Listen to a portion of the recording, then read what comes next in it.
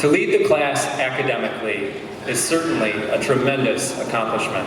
Our next speaker is the valedictorian of the class of 2019. I would like to share with you a few of this year's valedictorian's achievements. Our valedictorian began her high school career, as I mentioned earlier, while attending Geneva Middle School. She entered the doors of the Geneva High School having already completed 7 credits towards her high school diploma. Most students do not take AP Language and score a perfect 5 in the 8th grade, but this young lady did.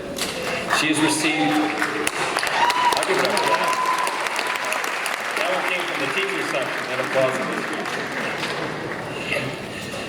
this. She's received numerous awards, including Best Delegate at the Model UN Conference, Chemistry Achievement Award from the American Chemical Society, Monroe County Math League All-Star, 2-time gold medal winner on the National Mythology Exam, the 2018 Panther Pitch winner, Hobart and William Smith College's Finger Lakes Scholar, Dartmouth College Book Award winner, and she is also a scholar athlete.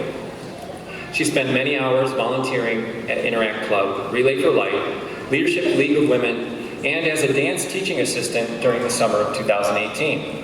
She's also held a part-time job throughout high school, babysitting, tutoring her peers, and bussing tables at the Captain's Room Cafe right here in G-Town. Next year, she will be attending Tufts University as a Neubauer Scholarship winner.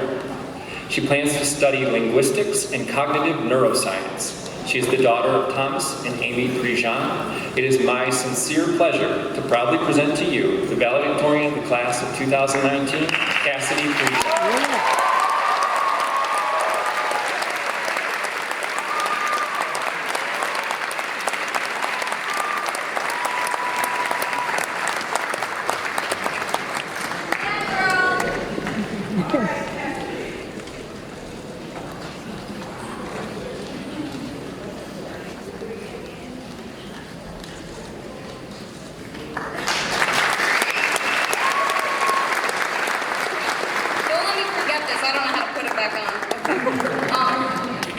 I'm just going to talk into this thing for a minute because I don't know how these work.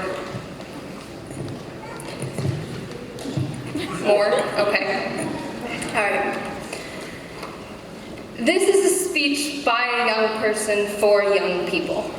Today I want to talk to you all about real love. We're all just sort of going along in high school until we panic and realize we need some qualifications. And then we have to spend senior year counting our community service hours and plumping our resumes and spending that time we went and helped somebody move boxes into an achievement.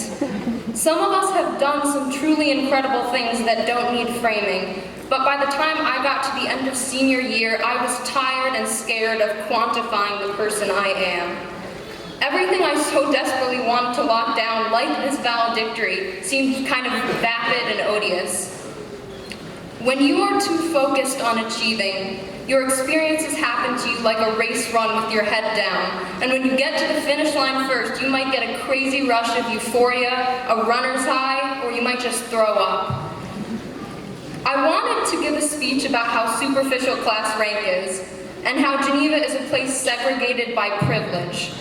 All of that is true, and we should all be talking about it more.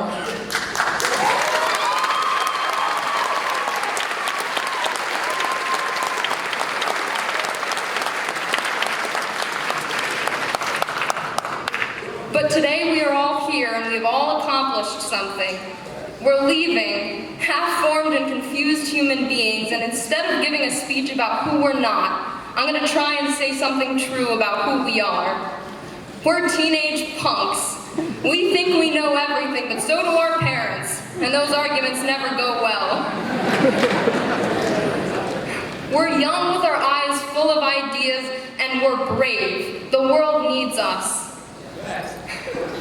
We're rolling our eyes and kicking the dirt. Everything's stupid. We skipped class sometimes. I skipped class sometimes. But sometimes when we were skipping class, we were writing down ideas, or having a conversation with our girlfriend that really mattered, or campaigning Mr. Palumbo to let us just play music, but he always sent us back to where we were supposed to be. We all got here anyway, and maybe we have some regrets, but what about all the love we would have missed in between? Everything's not what it seems. We are all just chattering so loud to be seen. We all just want to be seen. Geneva High School is a place full of people and art that is unseen. Do you know the boys who write and rap poetry in Mr. Shama's room? Do you know those few quiet students who slip out of the art room at 5 o'clock every day? Do you know the teenage lovers who stroll in the high school hallways like they're idyllic beaches? What about all the important things that go on in Mr. DeWolf's room and Mrs. Lehman's room after school? Talking about the beauty and great literature in ancient Rome, talking about things that are not literature and not ancient Rome. How many of you are intellectuals in Mr. Campagna's room, students with philosophical ideas and arguments in art who don't have an audience outside his door? How many of those people are in the top 20? Are they not the vessels for the current that kept us wandering around the school every day till way after everyone else left? Are they not the source of real love? Maybe you've wanted to be a doctor since you were 6 and you're going to descend this stage today, go to medical school, and be a doctor for the rest of your life.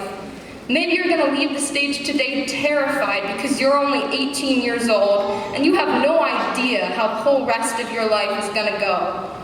Your plan isn't your worth. Your plan isn't who you are. Maybe you've always known you were going to get A's because your parents told you were going to get A's. Maybe you've just barely managed to graduate. Maybe walking this stage tonight doesn't faze you, and maybe it means everything to you and your family. Our parents and our teachers, and for some of you, maybe a good deal of grit got you to this stage today. Some of the people who would have been speaking in my place have lower GPAs than mine simply because their grades were not the most important challenge they faced in a day, or because they were smart enough to care about way cooler things, or because they were busy finding the truth in good music or bad television or their siblings' voices, or they were off somewhere quiet where no one would lecture them, asking themselves important questions. I don't know who among you will be okay, who will excel, who will crash and burn, revisiting and revisiting your plan until you find just where you want to be. But I know it will have nothing to do with a score, in school or in anything else. I believe in every one of you. How invested you are in learning, the community service projects you lead, the thing you invent, or the field in which you complete research. These things are extremely important to your success and they will make a difference in the world. But your worth is more than your resume. It always will be. It has to be. Your ability to love and be loved is your worth. How long you can sit in silence or chaos focused on something that makes your heart flutter is your worth. Real love is when you can strip everything aesthetic, choices, behavior, accolades, mistakes, appearance away, and still feel the same about the core within. That is who you are. When you fall in love for real, you fall in love with that core, and nothing can ever change that. That is the way I feel about this town and about all of you. I think that all we really want is for people around us to see that core, that intrinsic expression of who we are. Labels, accolades, activities, disguises, they can't change who we are. You can't change who you are or what you've gone through. You can only share it. For all we've shared, GHS, and for who you all are, I say thank you from the bottom of my heart. To pay homage to cliche, and because Joshua Tillman gives way better advice than I do, I'll leave you with a quote. Joseph Campbell and the Rolling Stones couldn't give me a myth, so I had to write my own. Godspeed, everyone. Thank you so much.